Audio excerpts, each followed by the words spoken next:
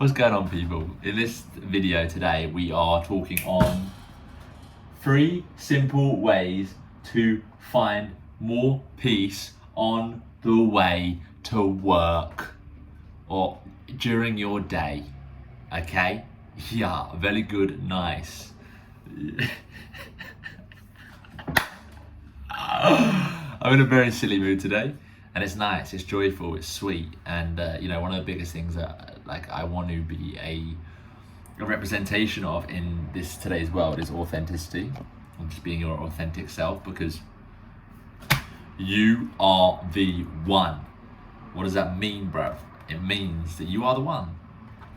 You're the one that you're searching for. You're the one that can build that empire. You're the one that can be that best version of you. You can be that guy or that gal, that girl, just by being you.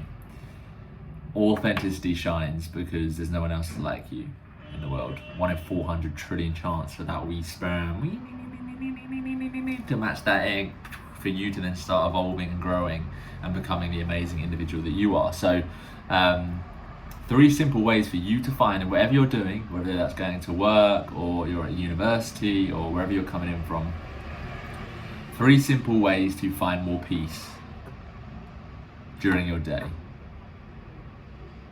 Peace. Having a peaceful mind, isn't that one of the greatest gifts that you can give yourself, is finding peace in a very busy world?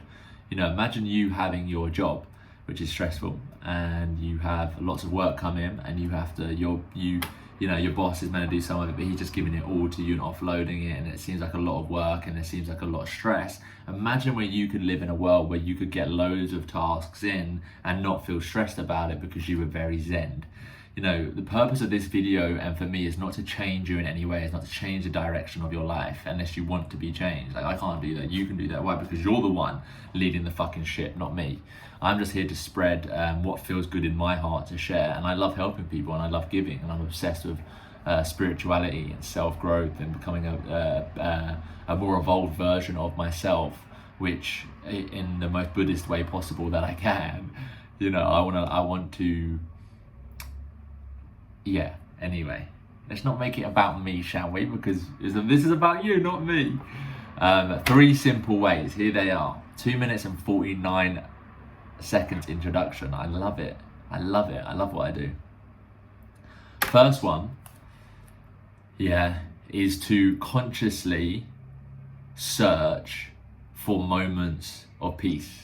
Sounds so simple, right? But if you're on the way to work via a train or a car or a moped or a scooter or you're skipping would be a great way to find peace. But if you're on, let me be serious for a second. If you're on the train, search for peace. Breathe. Quieten your mind, feel into your body, feel into the ground, feel into the shoes that you're wearing, and actively search for peace rather than doing the habitual getting out your phone, listening to that music, doing the same thing over and over and over again as you're on the way to work. Search for peace. Find peace in the present moment. Peace is found in the present moment. How present are you in the moment on the way to work? Or are you not present because you're watching this Netflix series, etc., etc.? If peace is your goal, then you have to do things that you're not feeling peaceful, then you have to do things that you're not currently doing in order to achieve that goal. So the first one is a simple thing, is to search for peace. Be present in the present moment on your way to work or whatever it is you're doing day to day. Number 2, and to be honest, I didn't even plan this. I've just put a title up there that I'm reading from. So I'm like, there's meant to be 3 ways, but I don't even know where these 3 are coming from. The first one was search for peace. Maybe I could do more pre-planning, which is a lesson, but it's all good. I'm here showing up. And that's all you can really ask of yourself, right? You show up. You want to play football. You get on the pitch and you play ball, and you're going to miss the ball, you're going to miss that tackle, you're going to miss that header, you're going to miss that free kick, you may miss that penalty, but you showed up, and as long as you keep showing up, you can't lose. So number 2, finding peace, very simply, is being aware of your triggers. You don't have to change. All you have to change is your mindset, of your awareness of your triggers. You know, something for me is I get frustrated a lot. I'm like, fuck, I got this to do. Fuck, I'm frustrated. But I know that when I'm feeling frustrated, that's actually an opportunity for me to become more spiritual or more peaceful. Because like, I'm feeling frustrated. Oh, that must mean that I'm triggered. Okay, I'm triggered. Cool. So I'm feeling frustrated. Okay, let me just breathe into this. Why am I feeling frustrated? And then normally on the other end of that frustration, or underneath that frustration, if you think frustration is like here, frustration, there's like peace that's like in the center of it. And as you you soften into that frustration because you understand that you're triggered, you find the peace in that moment, and you don't have to fucking do anything. You don't have to go anywhere. You don't have to hire a coach. You don't have to meditate. You don't have to. It's just awareness of your trigger. But meditation is the best tool for you to gain more awareness. At least it has been for me. Number 3.